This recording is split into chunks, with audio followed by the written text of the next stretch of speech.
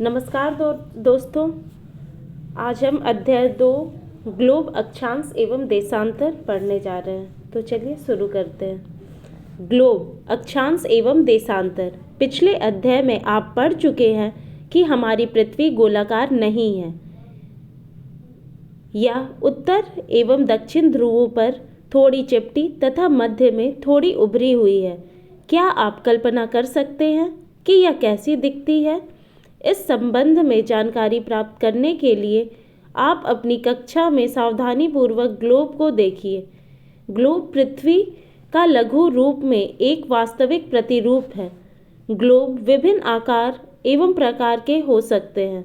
बड़े ग्लोब जो आसानी से एक स्थान से दूसरे स्थान नहीं ले जाए जा सकते, पॉकेट में रखने योग्य छोटे ग्लोब तथा गुब्बारे जैसे ग्लोब जिनमें हवा भरी जा सकती है एवं आसानी से एक स्थान से दूसरे स्थान ले जाए जा सकते हैं। ग्लोब स्थिर नहीं होते हैं। इसे उसी प्रकार घुमाया जा सकता है जैसे कुम्हार का पहिया या लट्टू घूमता है। ग्लोब पर देशों, महाद्वीपों तथा महासागरों को उनके सही आकार में दिखाया जाता है।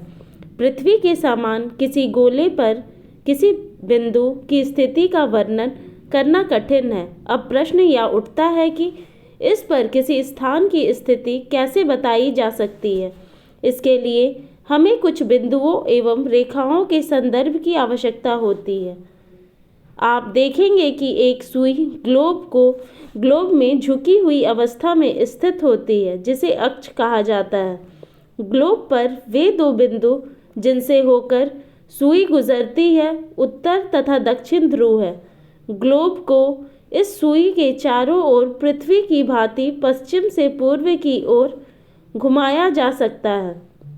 लेकिन याद रखें, इन दोनों में एक अंतर है। पृथ्वी पर वास्तव में ऐसी कोई सुई नहीं होती है। यह अपने अक्ष पर चारों ओर घूमती है जो एक काल्पनिक रेखा है। एक अन्य काल्पनिक रेखा भी ग्लोब को दो बराबर भागों में बांटती है। इसे विषुवत वृत्त कहा जाता है। पृथ्वी के उत्तर में स्थित आधे भाग को उत्तरी गोलार्ध तथा दक्षिण वाले आधे भाग को दक्षिणी गोलार्ध कहा जाता है। ये दोनों बराबर के आधे भाग होते हैं। इस प्रकार विषुवत वृत्त पृथ्वी पर एक काल्पनिक वृत्त बनाती है एवं यह पृथ्वी पर विभिन्न स्थानों की स्थिति बताने का सबसे महत्वपूर्ण संदर्भ बिंदु है। विषुवत वृत्त से ध्रुवों तक स्थित सभी समांतर वृत्तों को अक्षांश रेखाएं कहा जाता है। अक्षांशों को अंश में मापा जाता है। विषुवत वृत्त शून्य अंश अक्षांश को दर्शाती है। चूंकि विषुवत वृत्त से दोनों तरफ ध्रुवों के बीच की दूरी पृथ्वी के चारों ओर के वृत्त का 1/4 है, अतः इसका माप होगा 360 अंश का 1/4 यानी 90 अंश। इस प्रकार 90 अंश उत्तरी अक्षांश उत्तर ध्रुव को दर्शाता है तथा 90 अंश दक्षिण अक्षांश दक्षिण ध्रुव को। इस प्रकार विषुवत वृत्त के उत्तर की सभी समांतर रेखाओं को उत्तरी अक्षांश कहा जाता है तथा विषुवत वृत्त के दक्षिण स्थित सभी समांतर रेखाओं को दक्षिणी अक्षांश कहा जाता है। इसलिए प्रत्येक अक्षांश के मान के साथ उसकी दिशा यानी उत्तर या दक्षिण भी लिखा जाता है। सामान्यतः इसे उ या द अक्षर से व्यक्त किया जाता है। उदाहरण के लिए महाराष्ट्र में चंद्रपुर एवं ब्राज़ील के बेलो होरिज़ोंटे दोनों एक ही अक्षांश 20 अंश पर स्थित है। लेकिन चंद्रपुर विषुवत वृत्त के 20 अंश उत्तर में एवं बेलो होरिज़ोंटे विषुवत वृत्त के 20 अंश दक्षिण में स्थित है। इसलिए हम कहते हैं कि चंद्रपुर 20 डिग्री उत्तर अक्षांश पर तथा बेलो होरिज़ोंटे 20 डिग्री दक्षिण अक्षांश पर स्थित है। चित्र 2.2 से स्पष्ट है कि जैसे जैसे हम विषुवत वृत्त से दूर जाते हैं, अक्षांशों का आकार घटता जाता है। महत्वपूर्ण अक्षांश रेखाएं विषुवत वृत्त, उत्तर ध्रुव तथा दक्षिण ध्रुव के अतिरिक्त 4 महत्वपूर्ण अक्षांश रेखाएं और भी है। ये है उत्तरी गोलार्ध में कर्क रेखा, दक्षिणी गोलार्ध में मकर रेखा, विषुवत वृत्त के 66.5 उत्तर में उत्तर ध्रुव वृत्त, विषुवत वृत्त के 66.5 दक्षिण में दक्षिण ध्रुव वृत्त, पृथ्वी के ताप कटिबंध, कर्क रेखा एवं मकर रेखा के बीच के सभी अक्षांशों पर सूर्य वर्ष के एक बार दोपहर में सिर के ठीक ऊपर होता है, इसलिए इस क्षेत्र में सबसे अधिक ऊष्मा प्राप्त होती है तथा इसे उष्णकटिबंध कहा जाता है। कर्क रेखा तथा मकर रेखा के बाद किसी भी अक्षांश पर दोपहर का सूर्य कभी भी सिर के ऊपर नहीं होता है। ध्रुव की तरफ सूर्य की किरणें तिरछी होती जाती है। इस प्रकार उत्तरी गोलार्ध में कर्क रेखा एवं उत्तर ध्रुव वृत्त तथा दक्षिणी गोलार्ध में मकर रेखा एवं दक्षिण ध्रुव वृत्त के बीच वाले क्षेत्र का तापमान मध्यम रहता है, इसलिए इन्हें शीतोष्ण कटिबंध कहा जाता है। उत्तरी गोलार्ध में उत्तर ध्रुव वृत्त एवं उत्तरी ध्रुव तथा दक्षिणी गोलार्ध में दक्षिण ध्रुव वृत्त एवं दक्षिणी ध्रुव के बीच के क्षेत्र में ठंड बहुत होती है, क्योंकि यहाँ सूर्य क्षितिज से ज़्यादा ऊपर नहीं आ पाता है, इसलिए ये शीत कटिबंध कहलाते हैं। देशांतर क्या है? किसी स्थान की स्थिति को बताने के लिए उस स्थान के अक्षांश के अतिरिक्त कुछ और जानकारियों की आवश्यकता भी होती है। आप देख सकते हैं कि प्रशांत महासागर में स्थित टोंगा द्वीप एवं हिंद महासागर में स्थित मॉरिशस द्वीप एक ही अक्षांश पर स्थित है। उनकी सही स्थिति जानने के लिए यह पता करना होगा कि उत्तर ध्रुव को दक्षिण ध्रुव से जोड़ने वाली संदर्भ रेखा से पूर्व या पश्चिम की ओर इन स्थानों की दूरी कितनी है। इस संदर्भ रेखाओं को देशांतरीय यमयोत्तर कहते हैं तथा उनके बीच की दूरी को देशांतर के अंशों में मापा जाता है। प्रत्येक अंश को मिनट में तथा मिनट को सेकंड में विभाजित किया जाता है। ये अर्धवृत्त है तथा इनके बीच की दूरी ध्रुवों की तरफ बढ़ने पर घटती जाती है एवं ध्रुवों पर शून्य हो जाती है। जहाँ सभी देशांतरीय यमयोत्तर आपस में मिलती हैं, अक्षांश रेखाओं से भिन्न सभी देशांतरीय यमयोत्तरों की लंबाई समान होती है, इसलिए इन्हें सिर्फ मुख्य संख्याओं में व्यक्त करना कठिन था। तब सभी देशों ने निश्चय किया कि ग्रीनविच, जहां ब्रिटिश राजकीय वेधशाला स्थित है, से गुजरने वाली यमयोत्तर से पूर्व और पश्चिम की ओर गिनती शुरू की जाए। इस यमयोत्तर को प्रमुख यमयोत्तर कहते हैं। इसका मान 0 डिग्री देशांतर है तथा यहाँ से हम 180 डिग्री पूर्व या 180 डिग्री पश्चिम तक गणना करते हैं। प्रमुख यमयोत्तर तथा 180 डिग्री यमयोत्तर मिलकर पृथ्वी को 2 समान भागों पूर्वी गोलार्ध एवं पश्चिमी गोलार्ध में विभक्त करती है। इसलिए किसी स्थान के देशांतर के आगे पूर्व के लिए अक्षर पू तथा पश्चिम के लिए अक्षर पा का उपयोग करते हैं। यह जानना रोचक है कि 180 डिग्री पूर्व और 180 डिग्री पश्चिम यमयोत्तर एक ही रेखा पर स्थित है।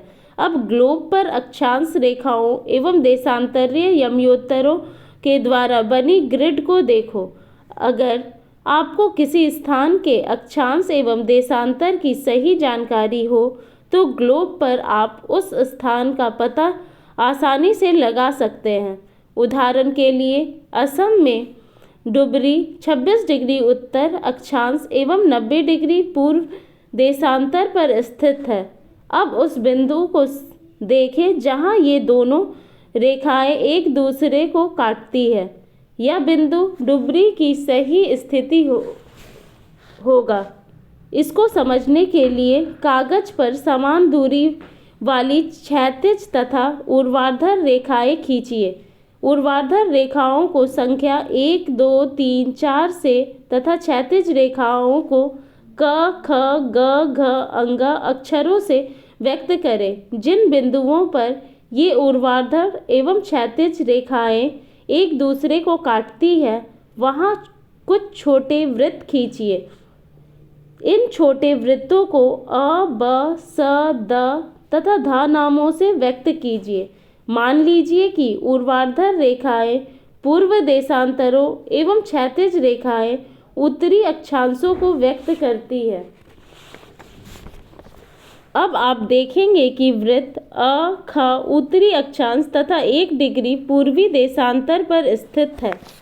अन्य वृत्तों की स्थिति ज्ञात करें।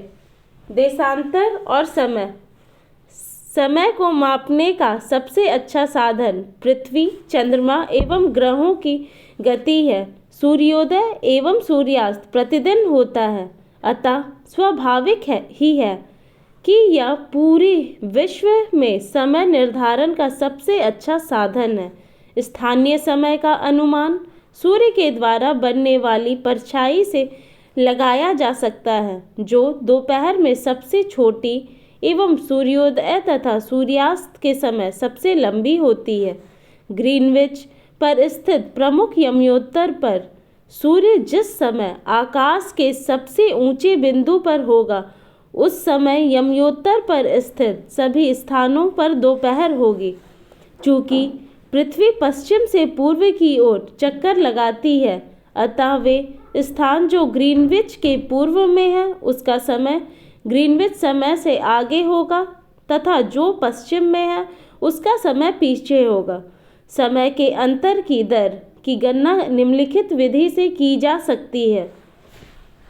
पृथ्वी लगभग 24 घंटे में अपने अक्ष पर 360 डिग्री घूम जाती है, अर्थात वह 1 घंटे में 15 मिनट एवं 4 मिनट में 1 डिग्री घूमती है।